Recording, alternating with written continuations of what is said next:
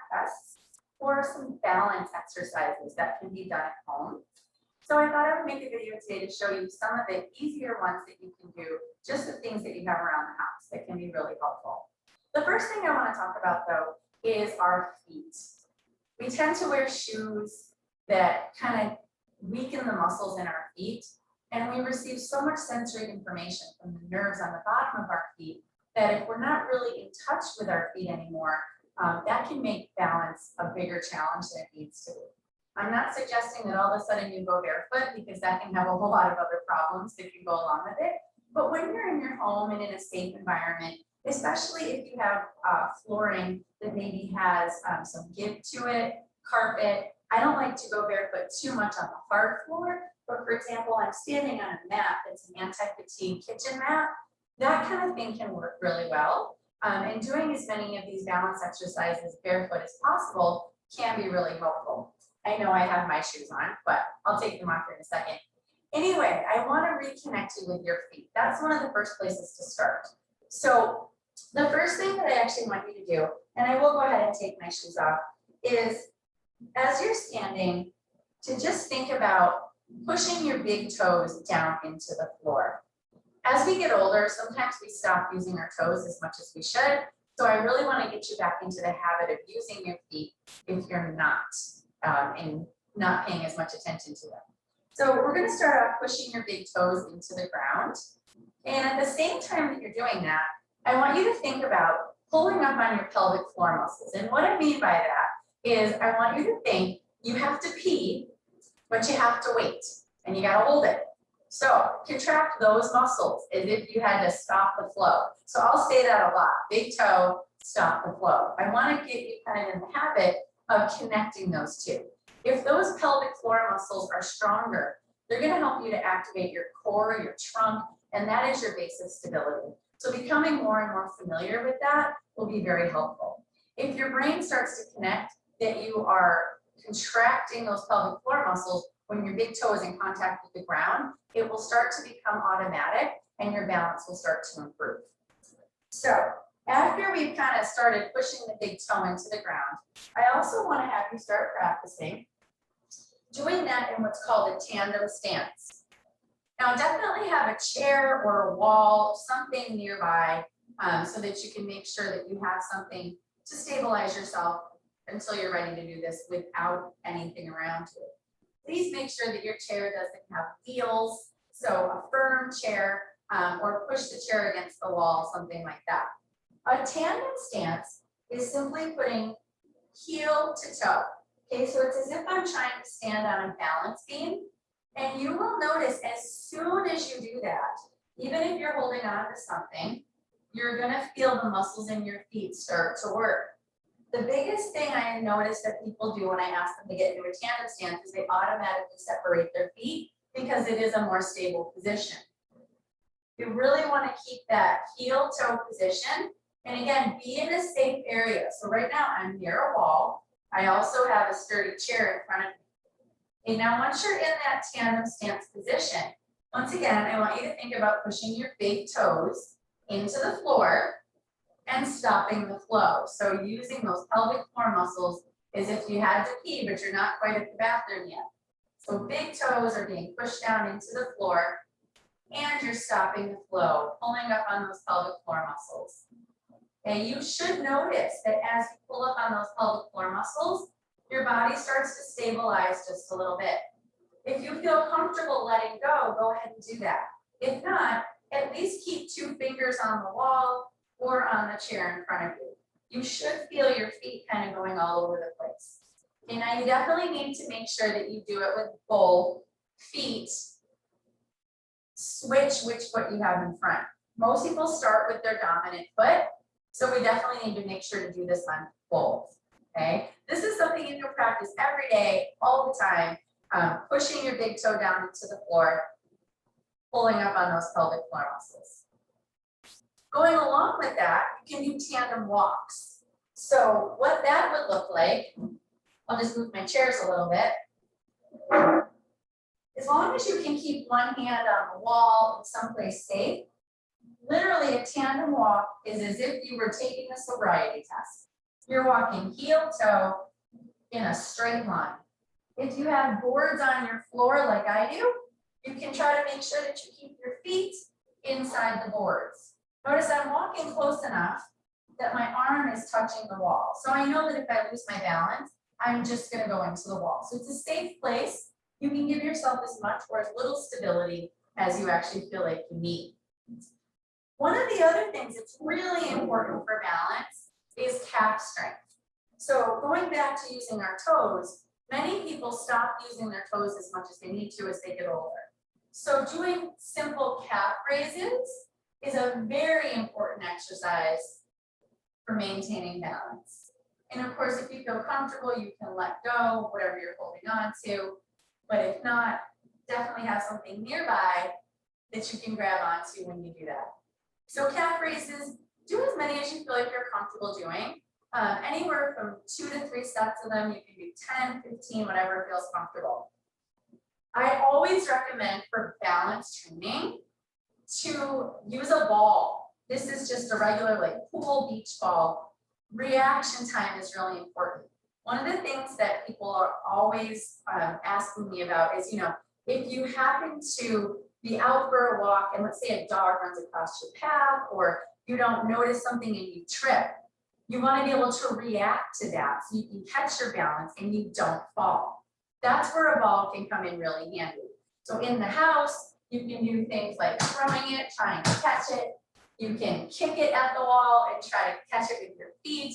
Anything that can help you to react quickly is going to be really beneficial for your balance. So you can play dodgeball with yourself. If it gets too predictable, have somebody else throw it for you. Okay, so I can't underemphasize that one enough. The ball is really an important tool. We'll use the ball for a few other things before we're totally done, so I'm not going to get rid of it just yet. But something else I really want to look at, sitting and standing. That might seem really simple, but a lot of people, as they start to lose their balance, they can get up pretty well, but when they go to sit down, they tend to flop into a chair.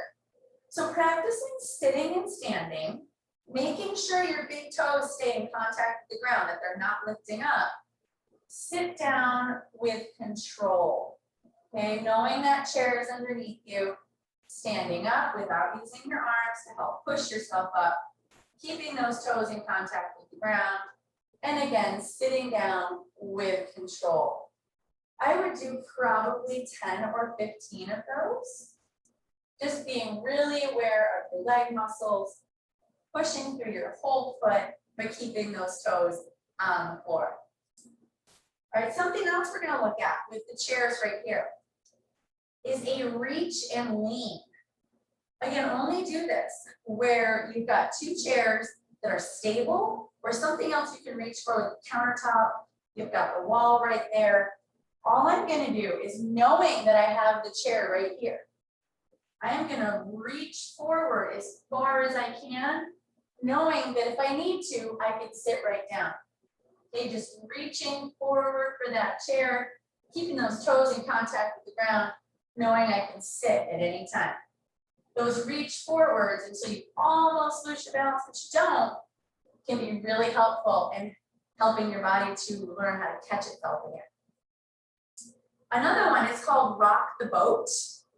So I would do this with a chair, and actually I can do it this way so you can see a little bit better. With rock the boat, what I'm doing is a weight transfer. Okay, so I'm asking my body to go in one direction and then in the other direction. Of course, I'm near the wall, right? So I can always use the wall to catch myself, but I can also do it with a chair. Just make sure you don't grip the chair too much. Being in a safe environment, doing weight transfers where you're actually trying to get your body to tilt side to side. And another thing that would go along with that would be single limb balancing, which anyone that's having trouble with balance should practice. So again, having something stable in front of you, you want to pick up one foot and I'll face you so you can see a little better what I'm doing. So of course, once again, making sure that my toes are touching the floor. I'm pulling up on those pelvic floor muscles, And when I'm standing here, I'm also making sure that this foot isn't propped up. That's cheating. So you want to have this foot just out in space somewhere. If you feel like you can let go a little bit, that's great, but have that point of contact just in case you start to lose your balance. A good place to start is doing this for about 10 seconds at a time, seeing if you become comfortable starting to let go. You can also do it in a corner. So you can be back in a corner knowing that you've got a wall on either side so that you won't fall. You can do as many repetitions of that as you're comfortable, and that's something you can practice every day also. You can also practice, this mat doesn't have too much give to it, but you could take a couch cushion. I don't know if you can see this couch, but it's got no cushions, it's really for the dogs. So anyway, I don't really have that kind of thing, but you can put a pillow on the floor, again, being somewhere that you can grab on and just trying to stand on that unstable surface. You will feel your feet, the muscles in your feet, try to correct where you are in space and keep you upright. So another thing we really need to look at is direction changes. Most falls happen when someone is either changing directions or, as I mentioned before with the ball, if something comes in your path. So a dog runs across your path, something else blows by you, you just don't see it and you trip and fall. So being able to catch yourself. So practicing direction changes can be very important. Of course, you can do that with something to hold on to, but for example, stepping and letting your eyes follow your hands in whichever direction you're going can be very helpful. Again, doing that, holding onto a chair, that's fine. So you would step, let your eyes follow your hands, come back, step the other way, let your eyes follow your hands. Another way to practice that, you can do standing or seated. If you're standing, feet facing straight forward, then that would be to go to one side and go to the opposite side. Make sure that your eyes follow your hands. As we get older, sometimes it's harder for our brain to register where we are in space when we have a quick direction change. So practicing that, again, can be very helpful. And of course, what you do on one side, you want to do on the other side. So again, you can do that seated if you're more comfortable, or you can do it standing. Okay, now, also really important to practice stepping over things. That's another place where people tend to lose balance, is when they have to step up on a curb, get into a car, get out of a car, stepping over objects. People have grandkids, they leave toys on the floor, stepping over your dog, whatever. So any object you can use to practice stepping over, I'm just going to use this. You can use a regular step, you can use a shoebox. Shoeboxes work great. I like to practice stepping over things. Again, where you've got something to hold on to, you can do it this way. I can do it against the wall. I'm going to go ahead and move this chair out of the way, see a little more what I'm doing. So all I want to do is place one foot so that it's even with what I'm stepping over. And then from there, all you're doing is practicing stepping over it. And you can see that if I get something a little taller, that's going to become a little bit more challenging, right? One of the big things you want to make sure of is that you're actually stepping over it and not swinging your leg around it. That's a common mistake. So really, as you're facing forward, make sure you're stepping fully over it and not catching your toe. That's where if you're stepping over something taller, again, maybe a shoebox or something like that, you might have to get a lot higher. I don't know who I'm kidding with that since I'm so short, but you get the idea. Completely stepping over it. So we do that both going forward and backward and going sideways. Okay, so again, have something next to you. So if I want to put the chair in front of me to make sure that I'm not going to lose my balance, I know I have it there, stepping over it. Okay, over it. And again, one of the common mistakes is people like to go behind it. That's cheating. There I go, losing my balance. So good thing I got that there, right? Big step over and back over. You can have the chair in front of you. Of course, you can do it facing the wall. So you know you can put your fingers on the wall. Another really good thing to practice. Something else you can do, toe taps. I do like doing this either on a step or you can do it again on a shoebox. That's great. And all you're doing is you're weight shifting, right? So this is kind of incorporating a single leg stance, and I'm trying to gently touch it. This is where a shoebox can actually come in handy because the instructions I would give would be to touch it, don't smush it. So just gentle taps, and again, have something there just in case. But you use your balance, you use whatever you're using to stabilize yourself as little as you can until you get comfortable not using anything. It's good to have something around though, just in case. All right, just a couple more things I'm going to do for today. Not taking you through a whole workout, just wanting to give you some really good ideas that you can do. But something else is called clock reaches.